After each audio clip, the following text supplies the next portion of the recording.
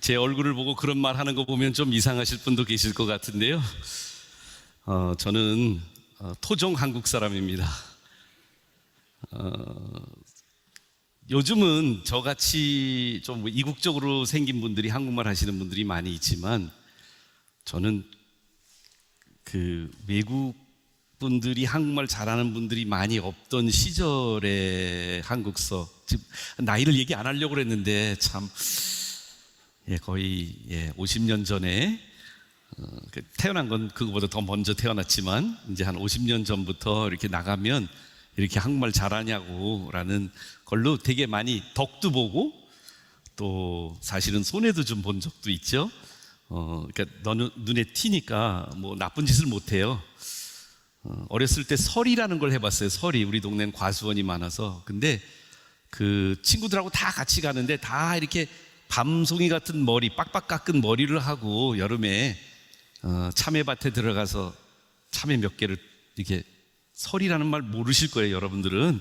근데 설이를 하면 훔친다는 얘기예요. 그러면 과수원치기가 자다 말고 부시럭부시럭 소리를 듣고 깨서 이렇게 애들을 보는데 다 똑같이 생겼어요. 근데 저만 노란 머리에 약간 이국적으로 생긴 아이 한 명이 있으니까 그분이 애들 잡으러 안 가고 그냥 우리 집에 와 계시더라고요.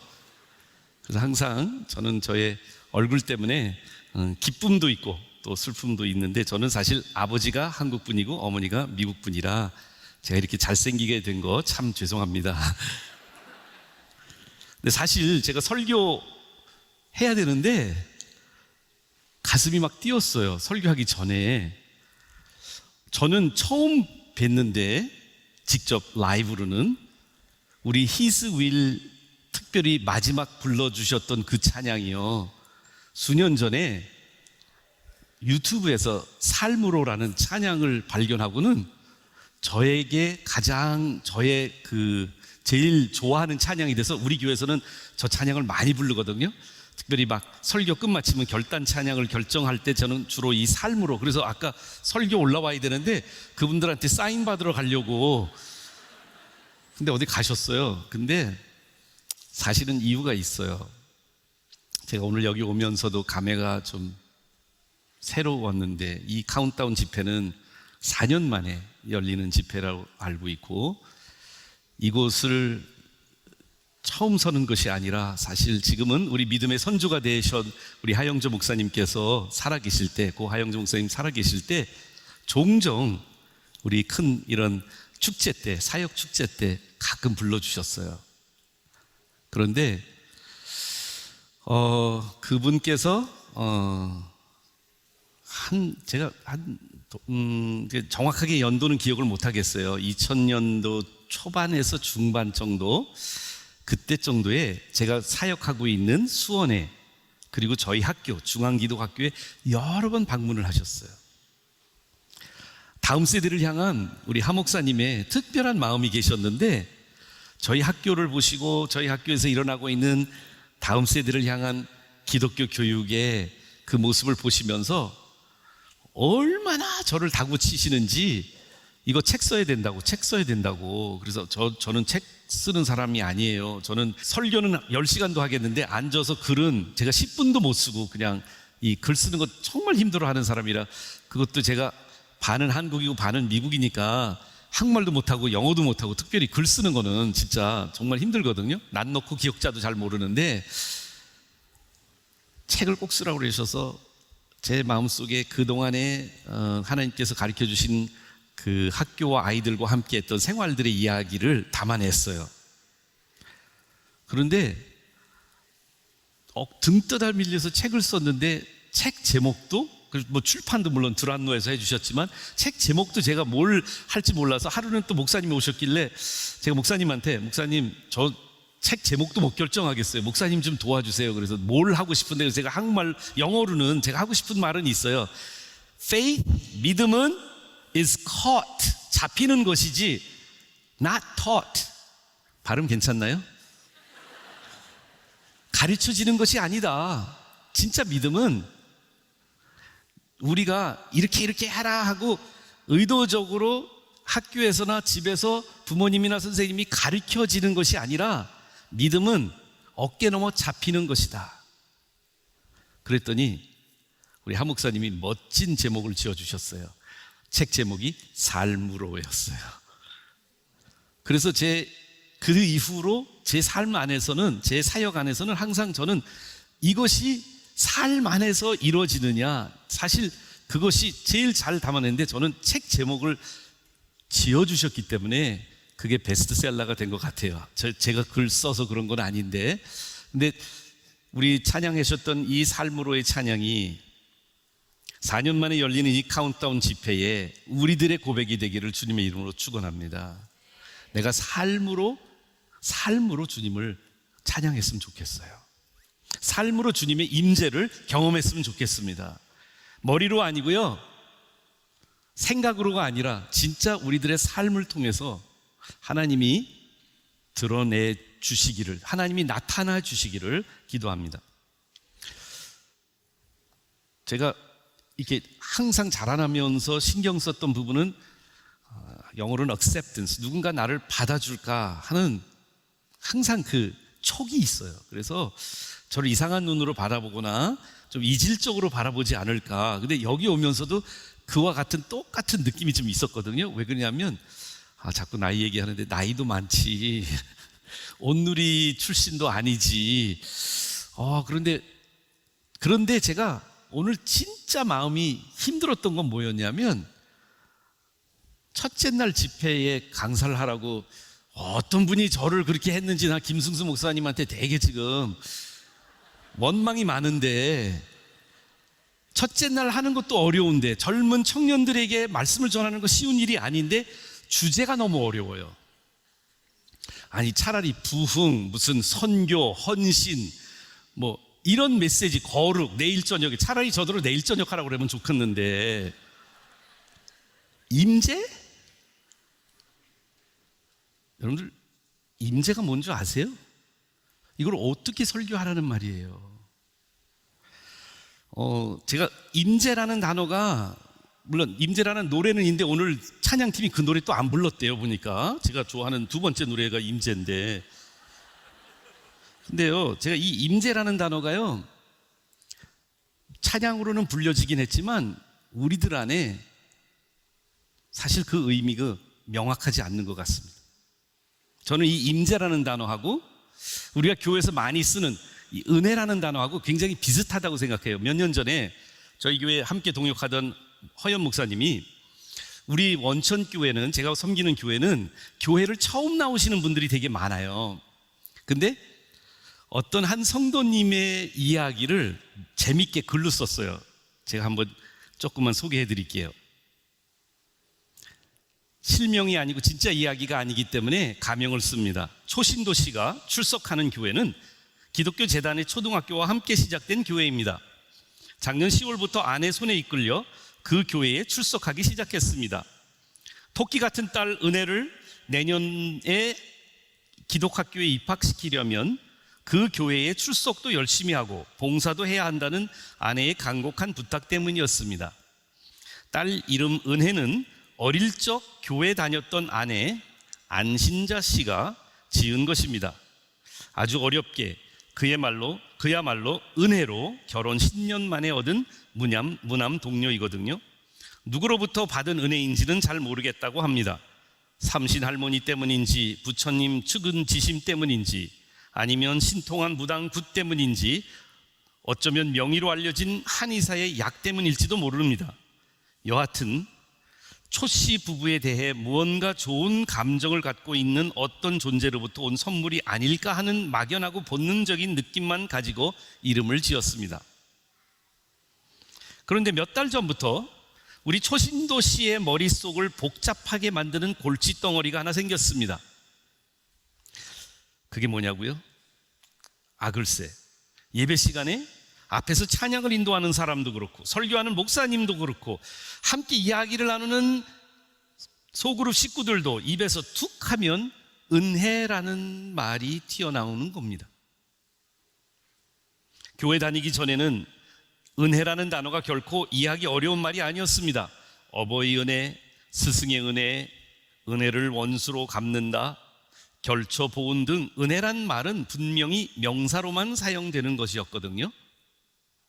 더군다나 초 씨는 자타가 공인하는 국어에 능통한 국문과 출신 고등학교 국어 교사입니다.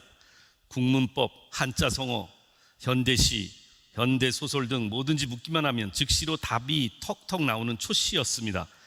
처음에는 딸 이름이 그래서 그런지 모르겠지만 은혜라는 말을 들을 때 기분이 좋았습니다. 근데 시간이 지날수록 이놈의 은혜라는 말이 초 씨로서는 난공불락에 이해하기 어려운 용법과 어미 활용을 가진 그들만의 언어였습니다. 처음에는 은혜가 자기 딸만인 줄 알았는데 알고 보니 허다한 은혜들이 버젓이 교회에 돌아다니고 있었습니다. 최은혜, 박은혜, 김은혜, 거기다 영어 선생님들 중에 그레이스 초이, 그레이스 공. 아니 무슨 놈의 얼어 죽을 은혜가 그렇게 많단 말인가. 어떻게 지은 딸 이름인데 이렇게 흔하게 빠진 이름으로 전락할 수 있단 말인가. 초 씨의 심정이 조금 이해가 가긴 합니다. 그런데 그것뿐이 아니었습니다. 용례들을 한번 보세요. 은혜스럽게, 은혜스럽지 못하게, 은혜되게, 은혜 안 되게, 은혜 충만한, 은혜 떨어지는 등 국문학적 머리로는 이해가 되지 않는 어미들을 마구 갖다 붙여놓고 사용하는 것이 아닙니까? 심지어는 은혜 고돌이라는 대명사도 사용되고 있더라고요. 그래서 고민 끝에 하루는 목사님 한 분을 찾아가서 도대체 교회에서 말하는 은혜는 무엇입니까? 라고 물었더니 그 목사님께서 말씀하시길 그냥 은혜되는 대로 생각하세요. 그 대답을 듣고 초 씨의 머리는 더 복잡해졌습니다. 그럼 은혜되는 대로 뭘 말합니까? 라고 되묻고 싶었지만 자꾸 귀찮게 하면 나중에 입학관계에 문제가 될 것 같아서 자리를 떠났습니다. 초신도 씨가 결정적으로 은혜라는 말에 정이 떨어진 이유는 몇 달 전에 교인 협의회에서 있었던 사건 때문입니다. 가는 날이 장날이라고 처음 교인 협의회 예배를 참석했는데 초 씨는 교회에서도 이런 회의를 하는지 처음 알았습니다. 교회는 기도하고 찬양하고 말씀만 듣는 줄 알았더니 초 씨의 직장같이 예산도 보고하고 사업계획도 발표하고 하는 것이었습니다. 교회 일에는 별 관심이 없는 초 씨라 지루한 시간이었지만 그런대로 몰려오는 졸음을 잘 참고 있었습니다. 그런데 일이 벌어지고 말았습니다. 잘 진행되고 있는 회의 중에 어떤 분이 이 일을 제기한 것이었습니다. 초 씨는 그럴 수 있다고 생각했습니다. 똑같은 의견을 가질 수 없으니까요. 그런데 바로 옆에 앉아있던 신앙심 깊어 보이는 한 사람이 에이 은혜 떨어지게 뭐 하는 거야? 라고 혼잣말로 중얼거리는 것을 초 씨가 듣게 되었습니다. 지루함을 달래려고 뭔가 재미있는 것을 찾고 있던 초 씨에게는 은혜가 떨어진다는 전혀 상황과 결합되지 않는 표현은 끊임없는 생각의 연결고리를 제공했습니다. 아니 이 상황에서도 은혜란 말이 사용된단 말입니까?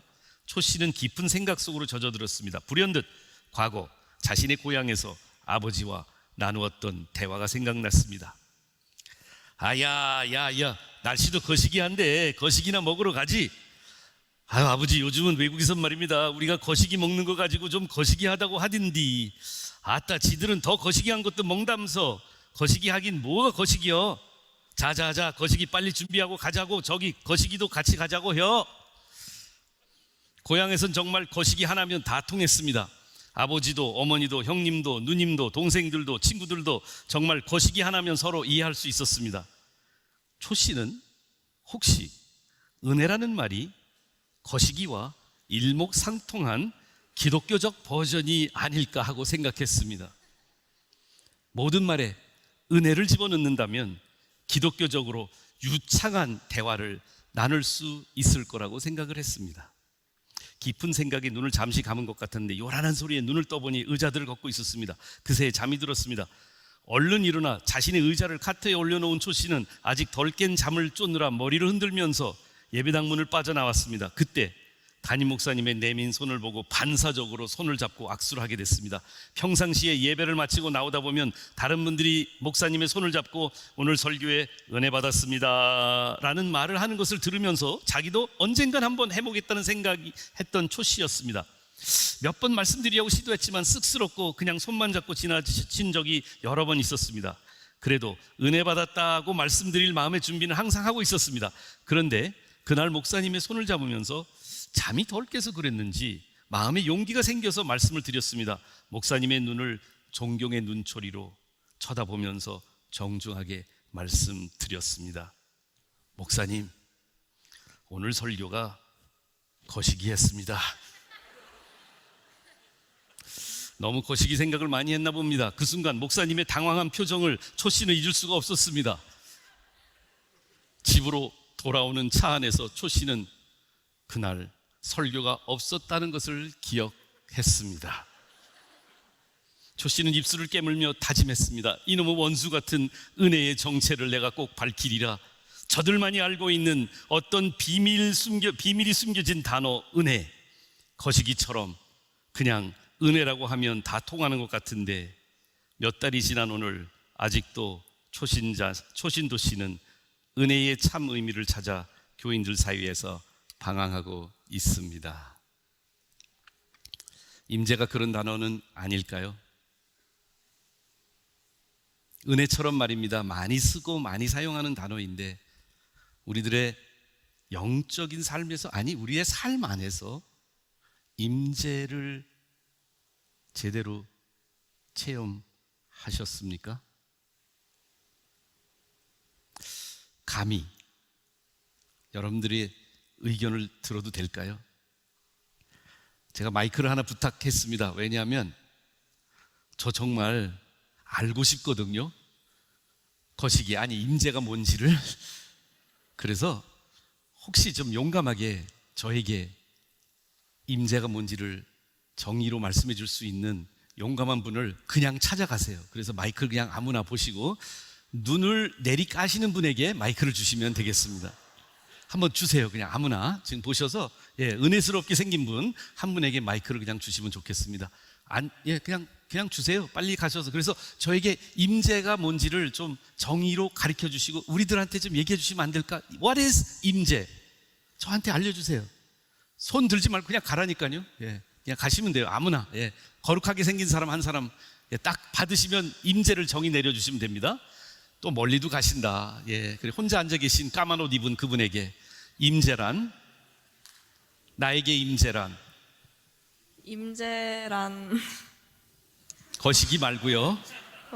진짜로요. 하나님께서 나와 함께 하시는 거를 하나님이 나와 함께 하시는 거를 느끼는 거. 박수로 한번 격려해 주셔도 좋을 것 같아요. 자, 이번에는 남자 한 분만 찾아주세요. 남자 한 분. 남자가 가지고 생각하는 임재는 뭘까? 임자 말고 임재.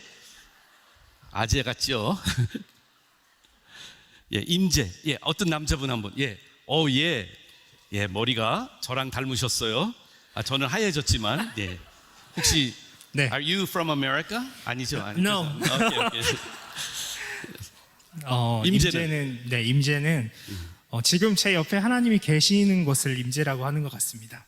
경험해 보셨어요? 죄송해요. 이렇게. 네, 경험해 본 적 있습니다. 네. 혹시 너무 프라이버시가 아니라면 그냥 혼자 경험하셨어요? 아니면 어디에? 기도회에서 하나님한테 안겨본 적이 있습니다. 할렐루야. 이거는요, 우리 학교에서 아이들하고 같이 하는 칭찬 박수 보내야 되는데, 칭찬 박수 이렇게 합니다. 짝짝 짜자자 칭찬하고 다 같이 하는 거예요. 시작. 칭찬. 와, 제가 감동했어. 왜 감동했냐면 바로 정답을 바로 말씀하셨어요. 왜 그러냐면 사실은 제가 PPT를 좀 준비했습니다. 오늘 본문은 다니엘서 6장 말씀이었는데 다니엘 스토리 안에는 하나님의 임재를 체험한 젊은 청년들의 이야기가 집중되어 있습니다. 그 중에 물론 1장부터 다니엘과 친구들의 이야기가 나오는데 다니엘 3장에 가시면 여러분들이 잘 아시는 느부갓네살 왕이 신상을 세웁니다. 그리고 그 바벨론에 있는 모든 사람들이 그 신상 앞에 절하도록 합니다. 딱 3명만 절하지 않았습니다. 당국의 법이 절하지 않으면 풀무불에 던져지는 무시무시한 법이 통과됐는데 3명은 절하지 않습니다. 다니엘서 3장 25절은 이 스토리 안에서 결박으로 묶고 풀무불을 7배 뜨겁게 만들어 놓은 그곳에 던져진 그 3명의 상황 속에 느부갓네살 왕이 3장 25절에 말하여 이르되 내가 보니 결박되지 아니한 4사람이 불 가운데 다니는데 상하지도 아니하였고 넷째의 모양은 신들의 아들과 같도다. 놀라운, 우리가 평소에 경험하지 못하는 엄청난 사건이 절하지 않은 세 친구들에게, 사드락과 메삭과 아벳니고에게 일어납니다. 불문불에서 타지 않은 것은 물론이고요, 그들과 함께 하나님의 임재가 그 자리에서 다른 사람들이 목격할 수 있을 정도로 나타납니다. 그런데 다니엘이라는 책 안에서는요, 이 하나님의 임재를 또 우리는 읽어볼 수 있습니다. 저는 다니엘을 오늘 봄에 우리 교회에서 함께 목사님들과 다니엘을 함께 우리는 설교를 합니다. 여러 명이 같이 여러 예배들을 설교하고 있는데 이 말씀을 저는 젊은이들에게, 청년들에게 말씀을 준비하면서 특별히 이 젊은이들이 믿음 생활을 바벨론 같은 포로로 살아가는 그곳에서 어떻게 삶으로 믿음을 영위해 나갈까라는 고민 속에서 말씀을 준비했는데 보니까 다니엘이 6장에 가니까 오늘 본문 말씀이 나오는 6장에 또 법이 바뀌죠. 정말 다니엘을 함정에 넣으려고 하는, 질투하는 다른 신하들 때문에 다니엘을 잡을 수 있는 유일한 것은 그의 신앙에 대해서 법을 바꾸지 않으면 안 되는 상황이었습니다. 그런데 기도하지 말라고 30일 동안은 왕의 이름으로만 기도하라는 이 법이 다리오 왕이 내리게 됩니다. 그런데 그 법을 어기면 사자굴에 던져져야 된다는 그 신하들의 괴략을 통해서, 모함을 통해서 나라의 법을 바꾸고 다니엘이 사자굴에 던져지게 되는 상황 속에서 왕도 어쩔 수 없는 그러한 왕의 마음을 자기가 속았다는 걸 뒤늦게 알고 왕이 밤새 잠을 자지 못합니다. 사자굴에 던져지고 그 굴을 돌로 막았을 때에 왕은 잠을 자지 못하고, 우리가 나중에 알겠지만 다니엘은 정말 잘 잤어요. 푹신푹신한 사자 침대 위에서.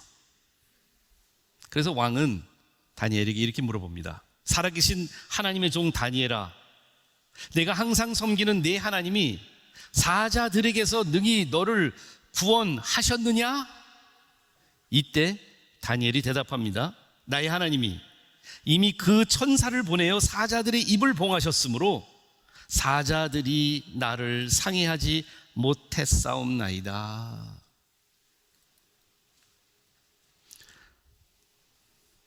느부갓네살 왕이 세운 신전 앞에 절하지 않은 세 친구들과 똑같이 다니엘도 사자굴에서 임재를 체험합니다. 하나님이 함께 하십니다. 천사라는 단어를 쓰지만 하나님이실 수 있다고 생각합니다. 그런데요, 저는 다니엘서를 묵상하고 한 챕터 한 챕터를 설교하면서 전체를 다 보면 그 안에 임재에 대한 다른 생각을, 더 깊숙한 통찰을 말씀을 통해서 하나님이 주신 것 같아요. 우리 귀한 형제님이 말씀해 주신 것처럼 사실 우리들이 신앙생활 하면서 그런 체험들을 희망하고 있습니다. 뭔가 신비스럽고 뭔가 하나님이 함께 하심이 느낌으로 확 올 수 있도록 기대하고 신앙생활 합니다. 우리는 이런 집회에 와서 뭔가 뜨거운 체험을 하기를 원합니다. 이런 것이 나쁜 것이 아니고 잘못된 것이 아닙니다. 그런데 우리는 착각하기 쉽습니다. 그 자체가 임재라고요. 근데 다니엘서를 읽어보니까 이 임재가 일어난 것은 사자굴이 아니었습니다. 세 친구들이 풀무불에 들어가서 하나님의 임재를 체험하기 전에 이미 임재는 시작되었던 것입니다.